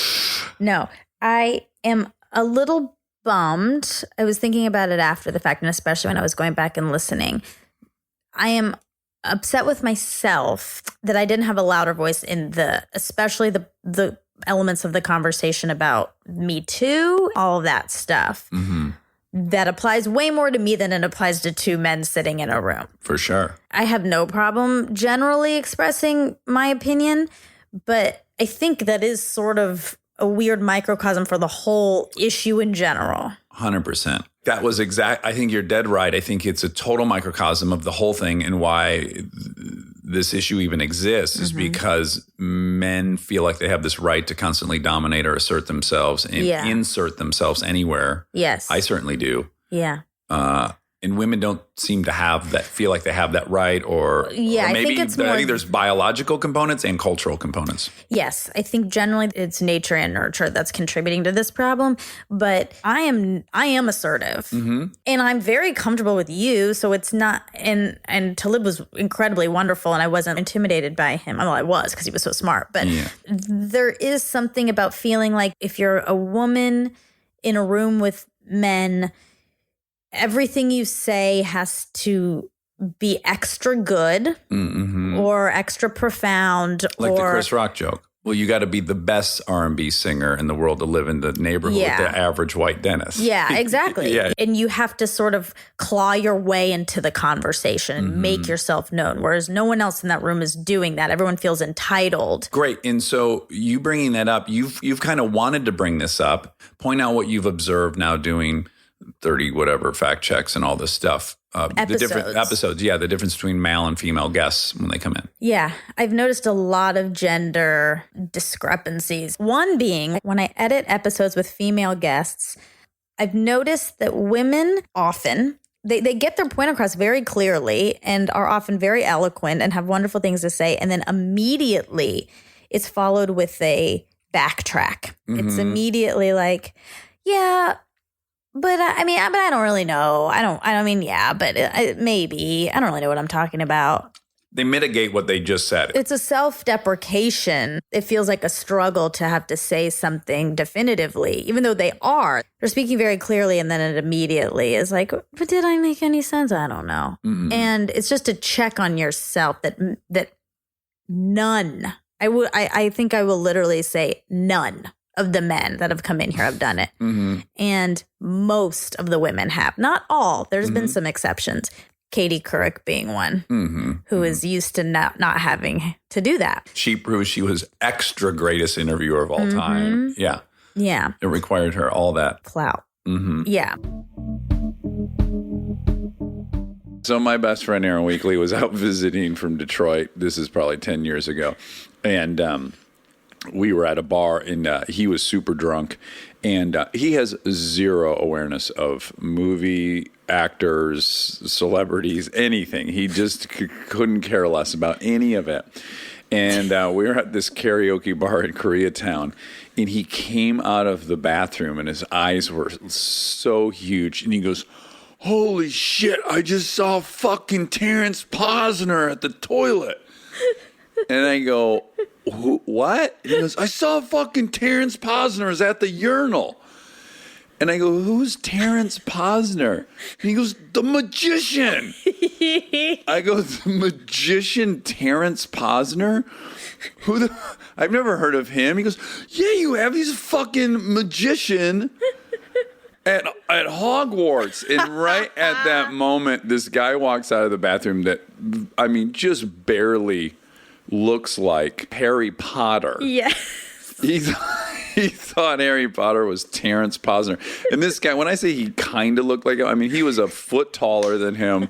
He was much broader, but I guess he had glasses. That's pretty much what made him Terrence Posner. That's such a good story. Fucking Terrence Posner's in the toilet. The magician. The magician. Also, to call him a magician, he's a wizard. Well, he is. Oh boy, so funny. You know, the word that always boggles me is buxomy. What the fuck is that word? Buxomy with an X in it. And do you say buxomy? I've never said it. Well, yeah, because it's intimidating, right? What does it mean? It means big boobs. Yeah, she was very buxomy. It's like a PG way to say someone's got fat naturals. Well, I don't like any of these phrases. I told you that. I don't like fat natchies. I know you don't. I love it. I know you love it because... Fat naturals. Did I say that, or did I go straight to fat natchies? Because that, I thought, was what was triggering you. No, I don't Think like of it the as fat portion. No, think of it as PHAT. No, Like that's not what it means. Fat ass. That's not what it means. You know, that's not what it means. Who would know what it means? The person who introduced you to it, or the person who heard it? You think that's the same person? Okay, but I'm the one who told you. Well, you didn't make it up. Fat Natchies. I did not make it up. So- No, 2 other friends of mine introduced me to it, and I loved it. Fat Okay. Naturals. Yeah, and you really think that the intent of that word "fat" is PHAT? Yes, I can tell you, regardless of what you think about it, that the 2 gentlemen that introduced me to the term, and then me too, it is a great compliment. I know that it's a compliment. I'm not saying that you don't think it's a compliment, but you know that the word "fat" in that phrase is not referring to PHAT. It is like if you were to say, "Oh, she had this just big fat ass and fat titties." That is, you're saying you are in. You're excited by that. I know we're talking about 2 different things. Oh. I'm not saying you aren't excited, but you're talking about actual fat. Well, literally, I think that's what's in titties. Exactly. Yeah. Exactly. You are talking So about how could that be fat. derogatory? Because nobody wants to be associated with anything FAT. Au contraire, mon frere. Remember when Joy was in here and she said she was completely insecure in her neighborhood in the Bronx, that she didn't have a fat ass, that was very much desired. Okay. If someone said you have a fat dick, I'm in. Thank you. That's great. Do you want someone I to don't say- think that someone saying my penis has a beer belly attached to it. Okay. Okay. Well, I don't like it. Okay, well, I will never, ever describe your breasts as fat naturals. Great. But at gunpoint, I'm forced to describe who has the keys. Monica does. Who's Monica? My friend. What does she look like? And then by gunpoint, they force me to describe exactly what you look like. Mhm. What do you want me to say? I guess buxomy. Buxomy? Bikram. Does Bikram claim to have offered people $1 million for his semen? Yeah. He said he denied sexually assaulting over a dozen different women who took his class. And in an interview in which he explained why there's no way he ever needed to assault a woman, he said people pay $1 million for one drop of my sperm. Yeah, he did not pluralize He the didn't, dollars. and I didn't either. Yeah, good. Yeah. Anyway, yikes. Oh, he said, I can make, this is like when we did What's Her Name? Yeah, Ma Nod. No, Sarah? no. The dancer who was not sexual, but was appearing to be sexual. Remember? Don't get mad at me. I'm trying to figure out. The Spanish dancer who was also... Oh, Cha-Cha. Or Chi-Chi. Chachi? Cheeky. Chica. Chi-Chi. Chi-Chi. No. Yeah, and she would say my coochie. Yeah, she my would say coochie. Coochie. Yeah. Yeah. Wait, how is it like her? Because because you had to. Yes. You almost couldn't say her sentence without doing an accent. I couldn't. It was horrible. Charo. So he said, I can make $1 million a day.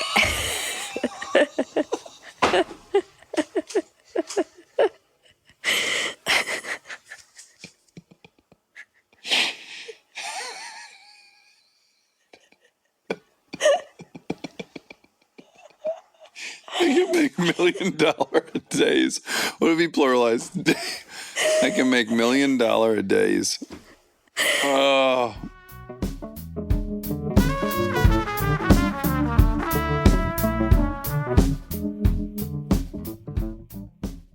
Well, that was really fun, wasn't it? Memory Lane. I love Memory Lane. I love if I pop my turn signal on. I don't even know where I'm at, and then I make a right turn. I look up and I see that I'm Memory I'm Lane. right on Memory Boulevard. I love it. I love it. Well, this was really special. Was there something? Was there a favorite for you?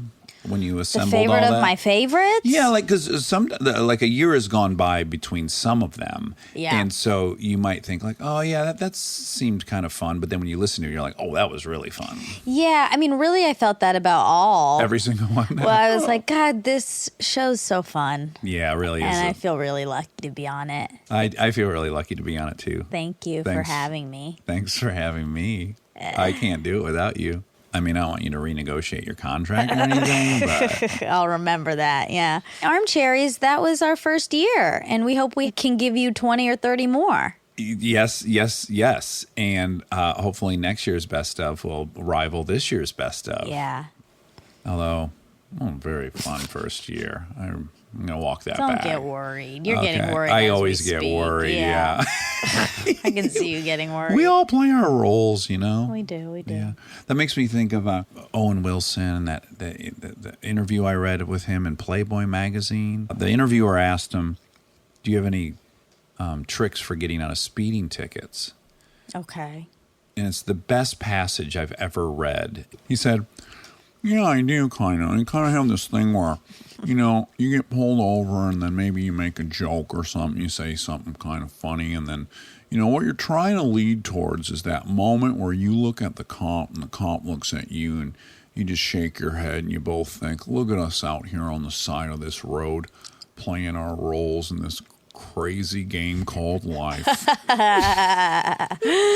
said if you can get to that point in the exchange, he's going to let you off. Wow, that's poignant. It is, and I feel like that's the best window into his mind. Yeah. That you're just trying to get to that point where you're both recognize you're playing these roles in this crazy game called life. Wow. Well, that was a non sequitur, but I'm glad we said it. Well, it's important that we had an impersonation on here, I guess. And you know what? You didn't even look at me. Thank you. You're welcome. You did that for me. I Well, know. I talk like, and I kind of like, I got to do this thing with my lips, and I actually would be embarrassed to look at you. Okay. Yeah. Believe it or not, I actually do have an embarrassed ear. Wow. Now Yeah. we know. We learn something every day. There's a few things. Side note, and Scott Johnson helped me really figure this out. We figured this out together because Scott Johnson and I are so close, Scotty, Oh, okay. that we'd always, like when I was at his house and he took a poop, he just left the door open so we could continue to talk. Okay. And I, too, would just leave the door open when I pooped so he and I could continue to talk. And it was a really nice level, Intimacy. Yeah. Yeah. But what we both would do is we would shut the door when it was time to wipe. Oh. And then we were like, one of us just noticed, like, oh, you notice we shut the door when we wipe. And then we really were thinking, like, why? That's weird. And what we realized is what's embarrassing about wiping your butt isn't the wiping of the butt. It's when you have to look at the toilet paper to see if it's clean. That's the thing you don't want anyone to see you doing. Like it feels narcissistic or something. No, but it just feels gross. It's gross. But you need to. It's part of wiping your butt. You have to examine the toilet paper to know that you're done. But it's so vulnerable. Yeah, it's to be very caught looking at vulnerable. your own toilet paper. Oh, wow. So I guess what I'm saying is my goal for us in 2019, you and I, Monica, to really take this show to the next level is that we would be able to look at our toilet paper while still talking. Oh, I'd like that. Yeah, We'll get there. Maybe like 20, 30. 30 years. Yeah. But I think it's a great North Star for us to have. All right. I'll meet you there. All right. I love you. Love you. Love you, Armcherries. Love Thank you, you so Armcherries. much again for giving us this beautiful experience that we'll cherish till we're dead. That'll be one of many words I say wrong throughout the next little bit. Viet money. No. Or if you were walking along the beach and you saw someone drowning, you don't. Drowning? Vietnamese up in the attic. Sauna. Can you say it right now? Vietnamese. No. Okay. Still bad. Across. We've had a lot of people in this attic who. Hey, I like how you say that finally. Okay, great. You're doing good. A lot of Try improvement. Vietnamese. Vietnamese.